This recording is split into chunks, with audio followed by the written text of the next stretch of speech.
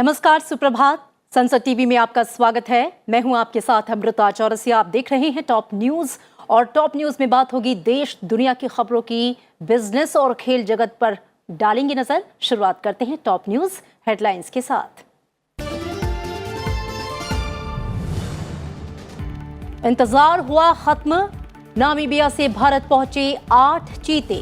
मध्य प्रदेश के कूनो राष्ट्रीय उद्यान में प्रधानमंत्री के हाथों छोड़े जाएंगे चीते। प्रधानमंत्री मोदी का जन्मदिन आज। राष्ट्रपति, उपराष्ट्रपति और लोकसभा अध्यक्ष सहित कई राजनेताओं ने दी बधाई। पीएम के जन्मदिन को बीजेपी मना रही है सेवा दिवस। हैदराबाद मुक्ति दिवस कार्यक्रम में शामिल हुए केंद्रीय मंत्री अमित शाह। मुक्ति संग्राम के शहीदों को दी श्रद्धांजलि। शहर के परेड मैदान पर हो रहा है कार्यक्रम। श्रीलंका के पूर्व राष्ट्रपति सिरिसेना संदिग्ध रूप से नामजद। 2019 ईस्ट संडे के दौरान बम विस्फोटों का मामला। 11 भारतीय सहित 270 लोगों की हुई थी मौत। और अगस्त में बढ़कर 1.02 करोड़ हुई घरेलू विमान यात्रियों की संख्या। जुलाई की तुलना में दर्ज हुआ 5% का इजाफा।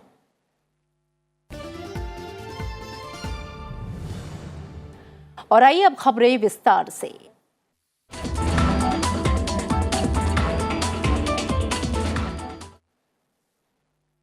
भारत में करीब 7 दशक का इंतजार खत्म हुआ। नामीबिया से स्पेशल चार्टर फ्लाइट के जरिए 8 चीते भारत के ग्वालियर पहुंच गए हैं। इन चीतों को राजस्थान के जयपुर में लाना था, लेकिन लॉजिस्टिक दिक्कत के कारण एक दिन पहले प्लान में बदलाव किया गया और जयपुर की जगह चीते सीधे ग्वालियर पहुंचे, जहां से इन चीतों को चिनूक हेलीकॉप्टर के जरिए मध्य प्रदेश के कूनो राष्ट्रीय उद्यान में छोड़ा जाएगा।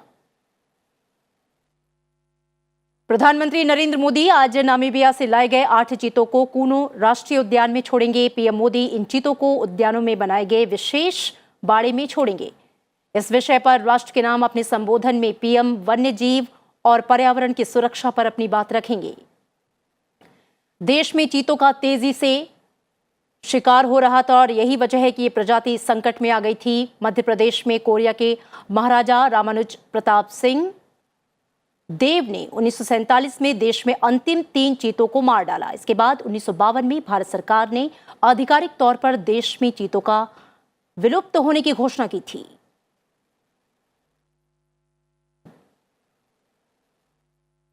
और आज प्रधानमंत्री नरेंद्र मोदी का जन्मदिन है। जन्मदिन के मौके पर प्रधानमंत्री का व्यस्त कार्यक्रम है। जन्मदिन के मौके पर प्रधानमंत्री नरेंद्र मोदी वन्यजीव और पर्यावरण, महिला सशक्तिकरण, कौशल और युवा विकास और अगली पीढ़ी के बुनियादी ढांचे से संबंधित 4 अलग-अलग कार्यक्रमों को संबोधित करेंगे।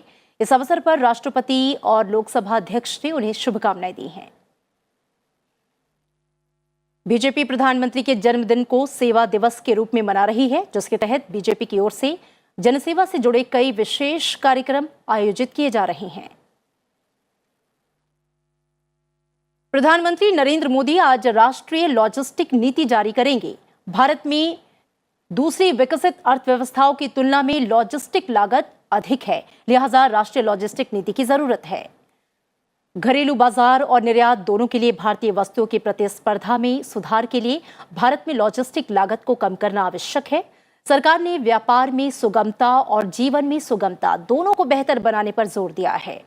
राष्ट्रीय लॉजिस्टिक नीति संपूर्ण लॉजिस्टिक व्यवस्था के विकास के लिए एक व्यापक कदम है।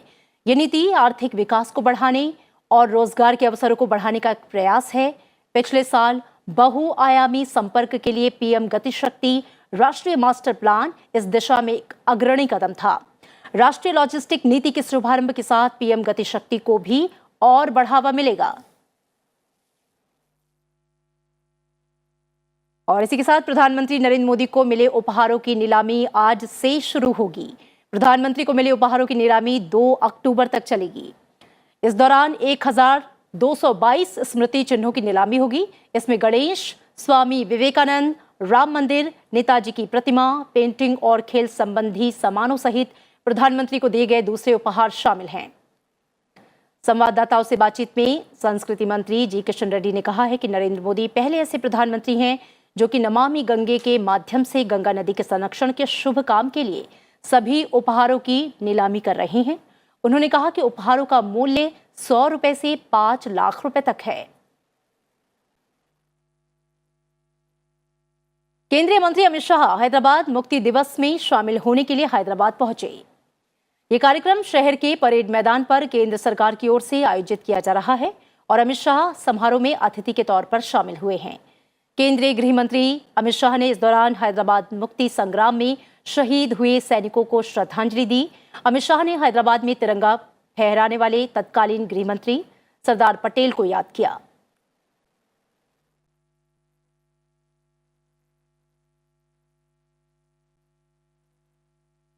और उज्बेकिस्तान के समरकंद में 2 दिवसीय एससीओ शिखर सम्मेलन में शामिल होने के बाद प्रधानमंत्री नरेंद्र मोदी देर रात स्वदेश वापस लौट आए। एससीओ शिखर सम्मेलन में 8 स्थायी सदस्यों के अलावा 6 डायलॉग सहयोगी और 3 ऑब्जर्वर देशों के राष्ट्राध्यक्षों ने हिस्सा लिया। बैठक के बाद सर्वसम्मति से समरकंद घोषणा पत्र जारी किया गया और इस शिखर वार्ता के बाद भारत अगले 1 साल के लिए एससीओ का अध्यक्ष बन गया है। भारत के अध्यक्ष बनने पर एससीओ के सदस्य देशों के राष्ट्राध्यक्षों ने भारत के प्रधानमंत्री नरेंद्र मोदी को बधाई दी है। प्रधानमंत्री नरेंद्र मोदी रूस और चीन के राष्ट्रपति और शंघाई सहयोग संगठन के दूसरे सदस्य देशों के नेताओं ने क्षेत्रीय शांति और सुरक्षा की स्थिति पर चर्चा की। साथ ही व्यापार और संपर्क बढ़ाने के तरीकों पर विचार विमर्श किया गया। एससीओ की बैठक में संस्कृति और पर्यटन सहित सामयिक, क्षेत्रीय और अंतर्राष्ट्रीय मुद्दों पर भी चर्चा हुई।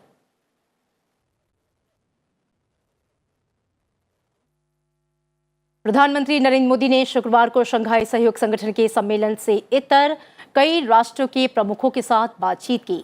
ईरान के राष्ट्रपति इब्राहिम रईसी से अलग से मुलाकात में क्षेत्रीय सुरक्षा की स्थिति और चाबहार बंदरगाह को और विस्तार देने पर बात की गई। प्रधानमंत्री नरेंद्र मोदी ने रूस के राष्ट्रपति व्लादिमीर पुतिन के साथ अलग से बातचीत की। उन्होंने यूक्रेन युद्ध का बातचीत से समाधान निकालने की सलाह दी। रूस के राष्ट्रपति व्लादिमीर पुतिन ने कहा है कि यूक्रेन के राष्ट्रपति व्लादिमीर ज़ेलेंस्की बातचीत के टेबल पर नहीं आ रहे। वहीं व्लादिमीर पुतिन ने भारत और रूस के लोगों के बीच संपर्क को बढ़ाने के लिए दोनों देशों के बीच वीजा मुक्त आवाजाही की व्यवस्था पर बातचीत को तेज करने की पेशकश की। इसके अलावा द्विपक्षीय और वैश्विक मुद्दों समेत व्यापार, ऊर्जा, रक्षा और दूसरे क्षेत्रों में भारत रूस सहयोग को आगे बढ़ाने पर भी विस्तार से बातचीत हुई। दुनिया के सामने जो सबसे बड़ी चिंता है और खास करके डेवलपिंग कंट्रीज को फूड सिक्योरिटी के, फ्यूल सिक्योरिटी की, फर्टिलाइजर की, ऐसी जो समस्याएं हैं, हमें जरूर उनके रास्ते निकालने होंगे। एक्सेलेंसी, मुझे विश्वास है कि आज की हमारे बायलैटरल भी, आज की हमारी बातचीत भी आने वाले दिनों में हमारे संबंधों को भी गहरे करेंगे। विश्व की जो आशा अपेक्षाएं हैं उसको पूर्ण करने में भी बहुत काम आएगी। This to end as soon as possible, but the other party, the leadership of Ukraine, has claimed that they refuse to engage in negotiating process. They said that they want to achieve their objectives, as they say, on the battlefield. और इसी के साथ फिलहाल रुकेंगे एक छोटे से break के लिए। ब्रेक के बाद अंतर्राष्ट्रीय सुर्खियों और खेल जगत के समाचार। आप बने रहिए हमारे साथ।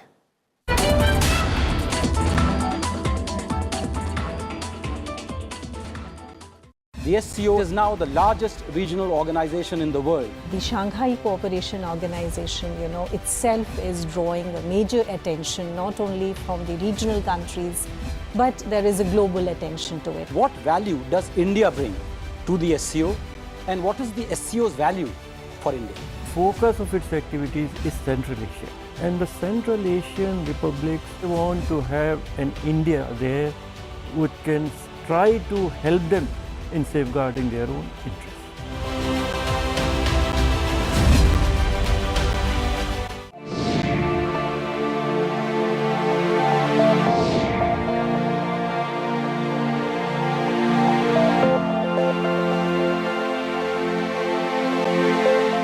वन्य प्रजातियों का विलुप्त होना हमारे जीवन के लिए एक बड़े खतरे का संकेत है। जो भी इंटेलिजेंट स्पीसीज होती हैं आइडेंटिफाई करते हैं कि कौन से फैक्टर हैं जो उनके सर्वाइवल के लिए बहुत ज़रूरी हैं, कौन से फैक्टर हैं जो उनके सर्वाइवल को अफेक्ट कर रही हैं। We are actually encroaching into the habitats of wild animals. When you are doing that, you are destructing their habitats. हम लोग कम्युनिटी रिजर्व बना सकते हैं जो उनकी इम्पोर्टेंस बताए, जैसे टर्टल हमारी नदियाँ साफ करते हैं। जो जनजातियाँ किसी भी इस तरह के इकोसिस्टम के आसपास विचरण करती हैं, रहती हैं, उनका इन्वॉल्व होना बहुत ज़रूरी है। वाइल्ड लाइफ जो ट्रेड है, जो इंटरनेशनल मार्केट है, इसको तभी रोका जा सकता है जब सारे नेशंस मिलके काम करें।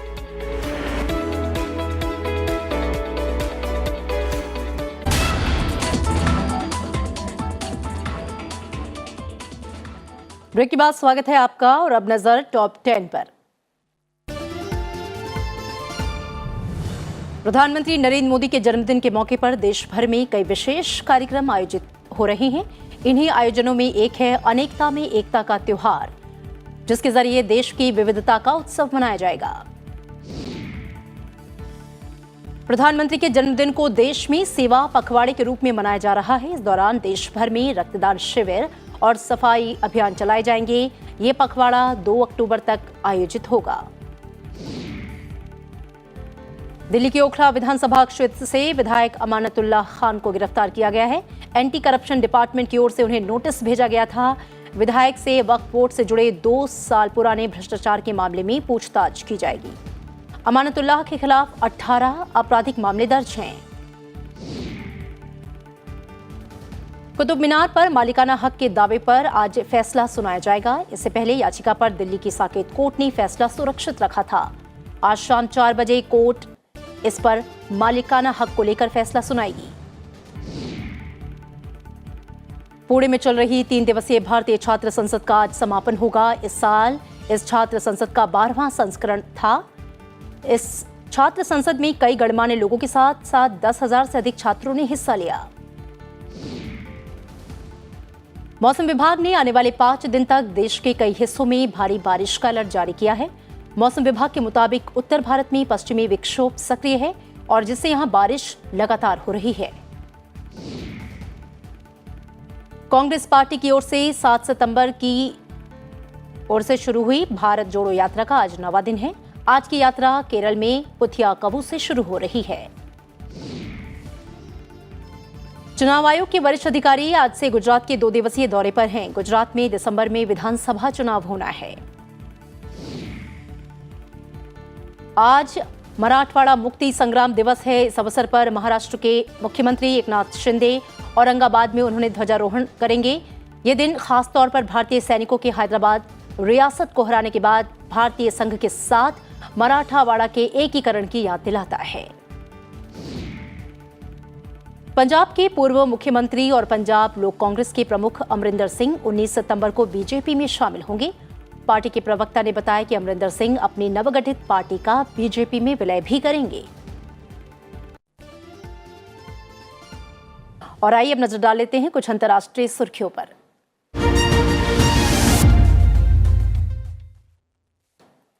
ब्रिटेन में क्वीन एलिजाबेथ द्वितीय के निधन का शोक मनाया जा रहा है।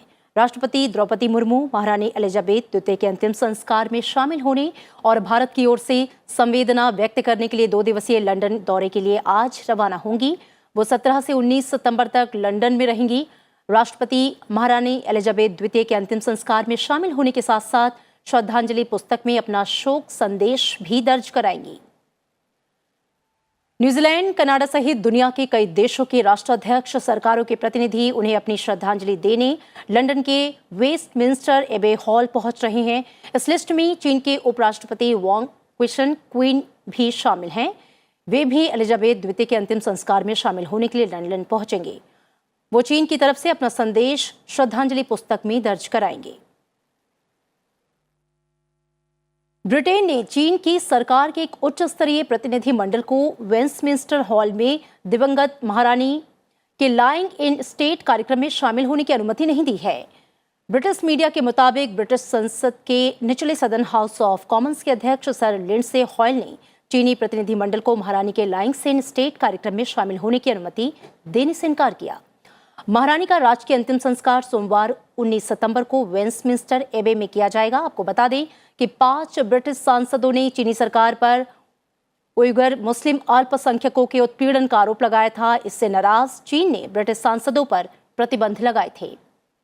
हालांकि इस मामले में चीन की तरफ से कोई भी प्रतिक्रिया सामने आई है और उन्होंने कहा है कि चीन की तरफ से ये कहा गया है कि इस बारे में फिलहाल उसे कोई जानकारी नहीं है। श्रीलंका की अदालत ने शुक्रवार को पूर्व राष्ट्रपति मैत्रीपाला सिरिसेना को 2019 ईस्टर बम विस्फोटों में एक संदिग्ध के रूप में नामित किया, जिसमें 11 भारतीयों सहित 270 लोग मारे गए थे। फैसला सुनाने वाले कोलंबो फोर्ट मजिस्ट्रेट की अदालत ने सिरिसेना पर बम विस्फोटों के लिए आसन्न हमले पर खुफिया रिपोर्टों की उपेक्षा करने का आरोप लगाया। 71 वर्षीय सिरिसेना को अब 14 अक्टूबर को अदालत में पेश होना है। पूर्व राष्ट्रपति को पहले एक जांच पैनल द्वारा हमले के लिए जिम्मेदार ठहराया गया था। अमेरिका के राष्ट्रपति जो बाइडेन ने कहा है कि श्वेतों को सर्वश्रेष्ठ समझने वाली मानसिकता और दूसरे समुदायों के खिलाफ घृणा और हिंसा के लिए अमेरिका में कोई जगह नहीं है। बाइडेन ने अमेरिका में जारी हिंदू, सिख और मुस्लिम विरोधी हिंसक घटनाओं के बीच ये बात कही। बाइडेन ने व्हाइट हाउस के यूनाइटेड वी स्टैंड सम्मेलन को संबोधित करते हुए कहा कि हमारी पृष्ठभूमि या मान्यताएं कुछ भी हो, हम घृणा के कारण होने वाली हिंसा के खिलाफ एकजुट होकर खड़े हैं। बाइडेन ने कहा कि इस प्रकार की घटनाओं के बाद ही उन्होंने राष्ट्रपति पद का चुनाव लड़ने का विचार किया। संयुक्त राष्ट्र ने कोरोना महामारी के बाद पैदा हुए हालातों और रूस यूक्रेन के बीच जारी संघर्ष के मद्देनजर अपनी चिंताओं को साझा किया है। विश्व के कई देशों में खाद्य असुरक्षा के बीच लोग अकाल के मुहाने पर खड़े हैं। ऐसे में इसे नजरअंदाज नहीं किया जा सकता। विश्व निकाय ने यह चिताया है कि दुनिया विश्व स्तरीय अप्रत्याशित आपात स्थिति से जूझ रही है और करीब 35 करोड़ लोग भुखमरी की ओर बढ़ रहे हैं। यूक्रेन युद्ध खत्म होने तक 7 करोड़ और लोगों पर भुखमरी का खतरा मंडराने लगेगा।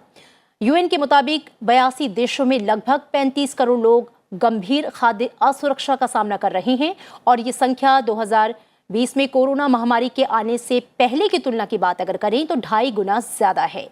इसमें से 45 देशों में 5 करोड़ लोग गंभीर कुपोषण के शिकार हैं।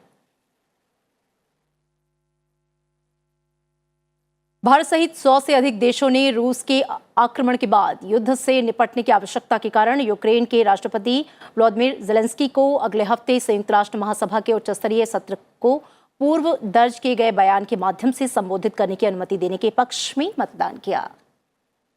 193 सदस्यीय महासभा ने शुक्रवार को एक वीडियो बयान के माध्यम से ज़ेलेंस्की को उच्च स्तरीय सामान्य बहस में विश्व नेताओं को संबोधित करने की अनुमति देने के निर्णय पर मतदान दिया। निर्णय के पक्ष में 101 मतों के साथ बेलारूस, क्यूबा, इरिट्रिया, रूस और सीरिया सहित 7 के खिलाफ और 19 मतों के साथ अपनाया गया। भारत उन 101 देशों में शामिल था जिन्होंने मसौदे के फैसले में पक्ष में मतदान किया है।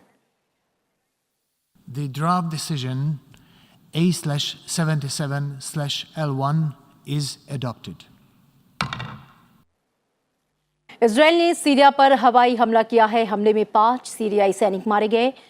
हवाई हमला सीरिया की राजधानी दमिश्क पर किया गया। सीरिया के रक्षा मंत्रालय के अनुसार इजरायल ने दमिश्क अंतर्राष्ट्रीय हवाई अड्डे और राजधानी के दक्षिण में अन्य स्थानों पर हवाई हमले किए। इनमें 5 सैनिक मारे गए और संपत्ति को भारी नुकसान पहुंचा।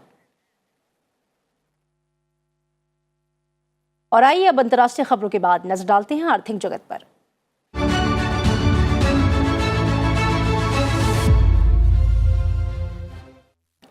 वित्त मंत्री निर्मला सीतारमण ने निजी क्षेत्र की कंपनियों से सूक्ष्म, लघु और मझोले उद्यमों का बकाया 45 दिन में चुकाने को कहा है। वित्त मंत्री ने भी कहा कि केंद्र सरकार, राज्य सरकारों और सार्वजनिक क्षेत्र के उद्यमों पर भी एमएसएमई का बकाया है। निजी क्षेत्र और उद्योग को 45 दिन के भीतर भुगतान का संकल्प लेना चाहिए।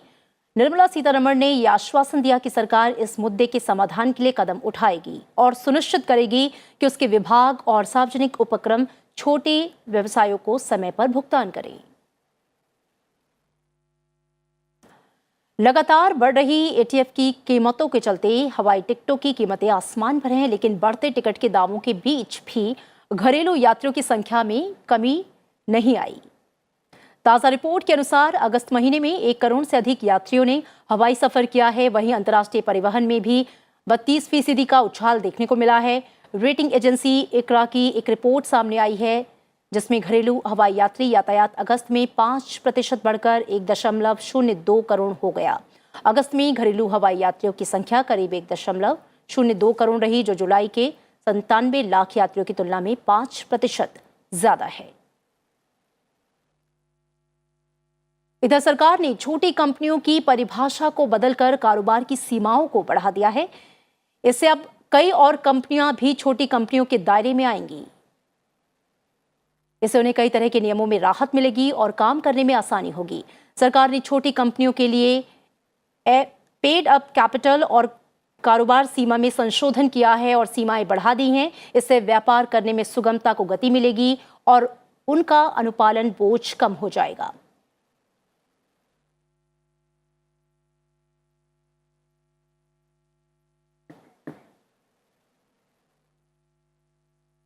और अब नजर डाल लेते हैं खेल जगत से आने वाली सुर्खियों पर।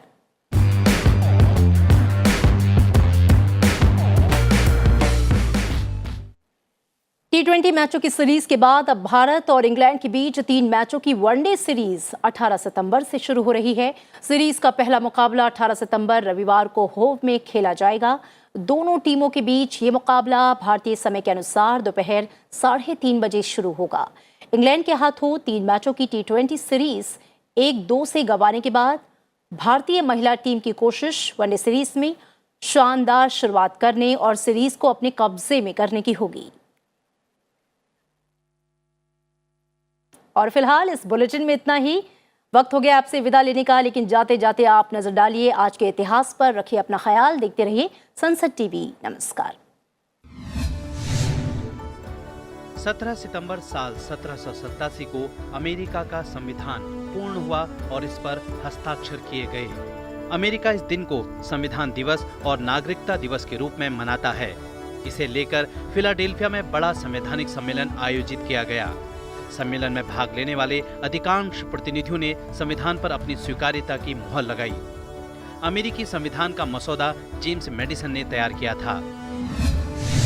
भारत की आजादी के लिए संघर्ष करने वाले स्वतंत्रता सेनानियों में से एक वामनराव बलिराम लाखे का जन्म आज ही के दिन 17 सितंबर साल 1872 को हुआ था। तब के मध्य प्रदेश और आज के छत्तीसगढ़ के रायपुर में जन्मे बलिराम लाखे साल 1915 में होम रूल लीग से जुड़े। होम रूल लीग आंदोलन का उद्देश्य ब्रिटिश साम्राज्य के अधीन रहते हुए संवैधानिक तरीके से स्वशासन प्राप्त करना था। व्यक्तिगत सत्याग्रह के दौरान उन्हें गिरफ्तार किया गया और 4 महीने की कैद की सजा सुनाई गई।